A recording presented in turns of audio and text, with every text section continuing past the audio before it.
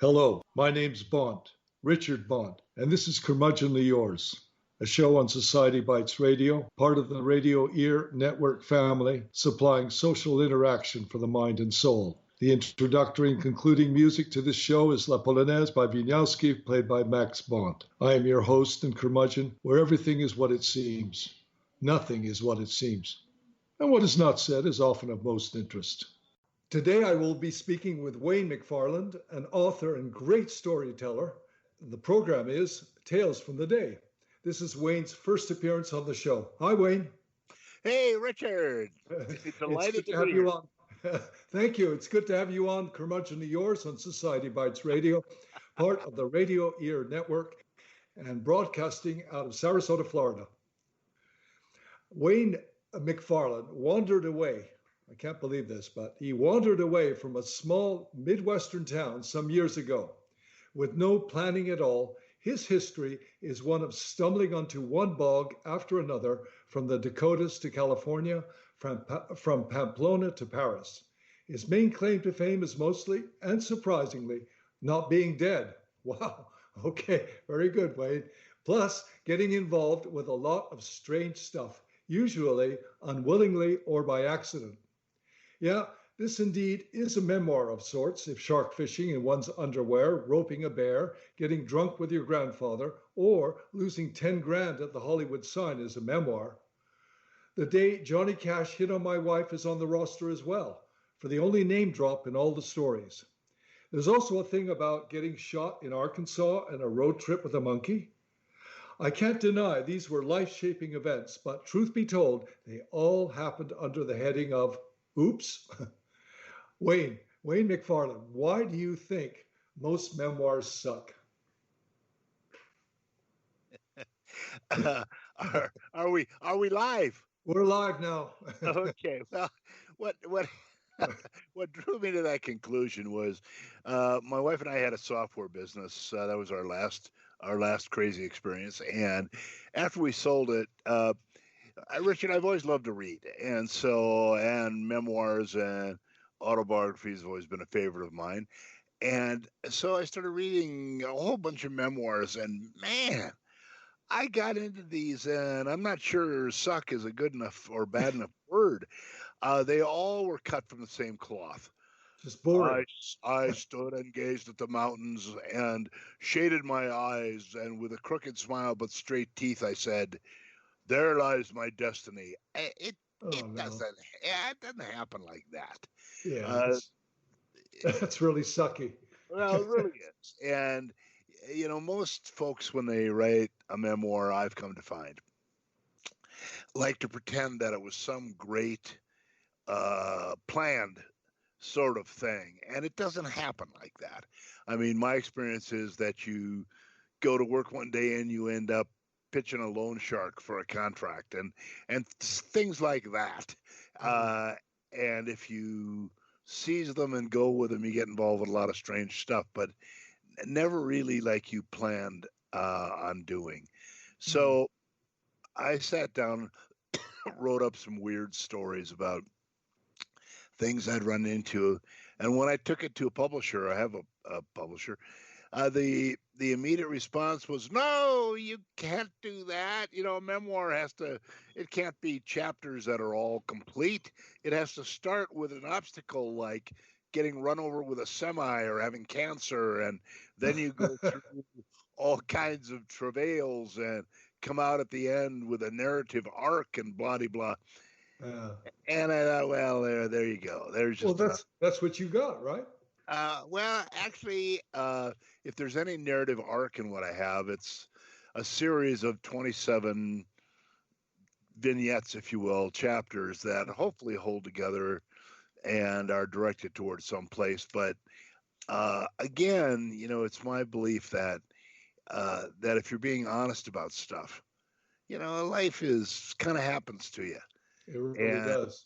Yeah. And I suspect, Richard, although I don't know, but I suspect if somebody pulled up to the curb 10 years ago and said, "Hey, Mr. Bonte, what are you going to be doing in 10 years?" you would not have guessed. No, that's for sure. Well, That's well, you don't know me that well, but I'm telling you that's really for sure. So what about reality? Do you think these memoirs of yours or most memoirs reflect reality?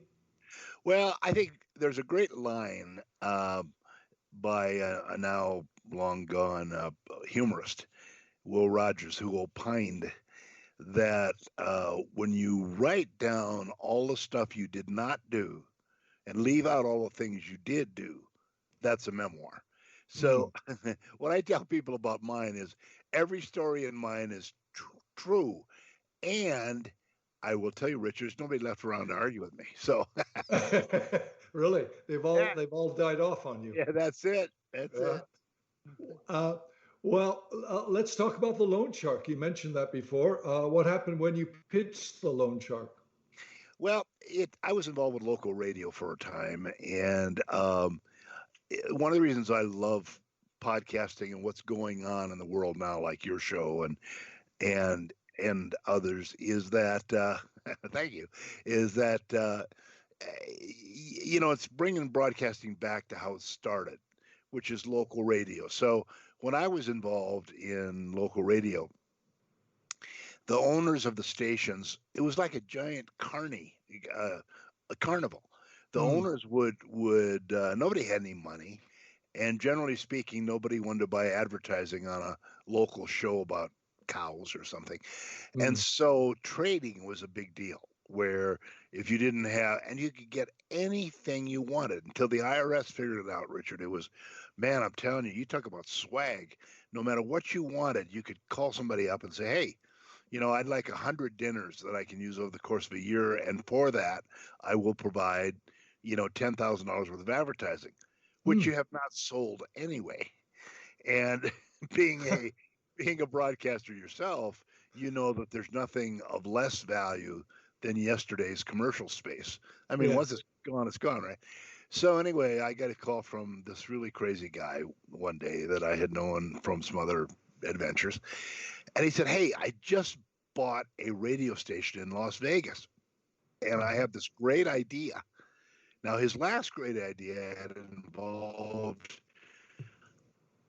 by the name of Mad Dog to put a Uh-huh. boot, like you put on a car on a Oh yeah. jet at LAX, that because he Yeah. said the company owed him money. Yeah, and he seemed to have forgotten that the account was mine, and the screaming of the passengers made the national news. So he said, "I got this great idea. I got this radio station.